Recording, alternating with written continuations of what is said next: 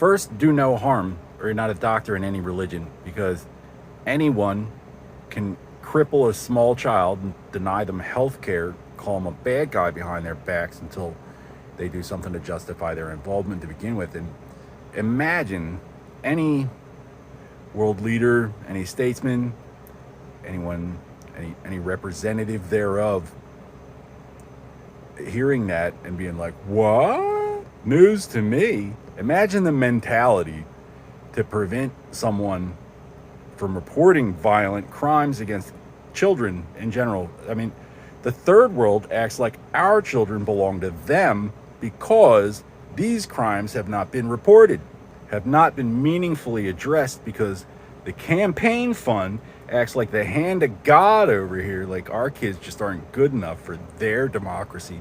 Mimicking our democracy as a capricious homo, like that's disrespectful. Oh, not disrespect. 60 years into a school shooting epidemic, like, oh, it's the guns. We've had guns for 400 years.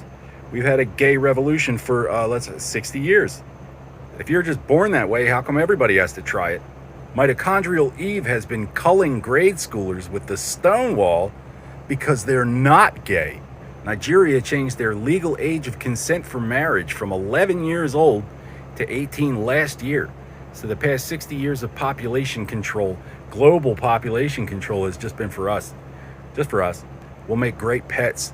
They like our soft skin, our pretty hair, our meat. Gingers have magic properties, pissed on for flavor and roasted in a oil drum, cut to commercial. On my way back from DC a couple years ago, they dressed some dweeb up like me, put him in the seat next to me on the train just to get him in the frame so they could pretend they thought we were traveling together. While they're dragging out this surveillance thing, they can't risk a fingerprint. Of the 5 major world traditions, 2 of them are arguably flat earth. But in Hinduism, one cannot become a king. One is reincarnated as a king. You have to spin the wheel. So it's kind of a foolproof fail-safe.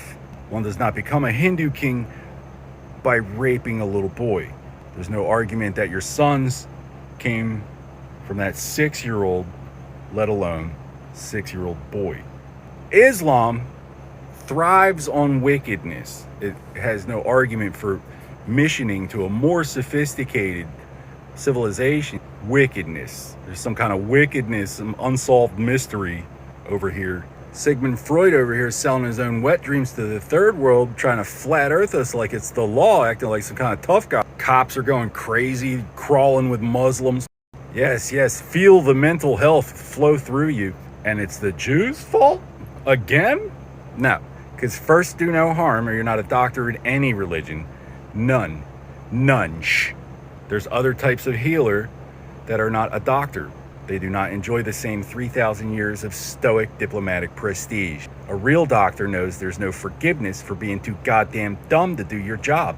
Conspiracy is a crime. Therefore, the government believes in it. The government believes conspiracy exists. And being a retard's a form of insanity too. So I have drafted guidelines for the objective identification of unconstitutional state media activity on the land, meaning a foreign government is undermining the dollar, for instance. Not great news for the Nazis or the gay revolution or their cannibal warlord daddies. And the Nazis themselves are the ones saying, oh, well, these people are all the Nazis because of their race or ethnicity or what have you.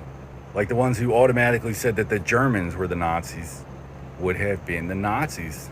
But recognize a Nazi by their signature: cruel and unusual, involuntary human biological experimentation.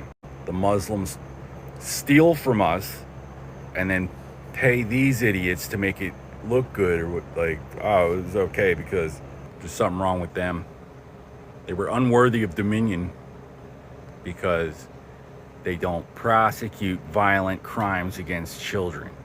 They let homos and retards follow little boys around till they shoot up a school. Diplomatic immunity. King of the what? Not doctors.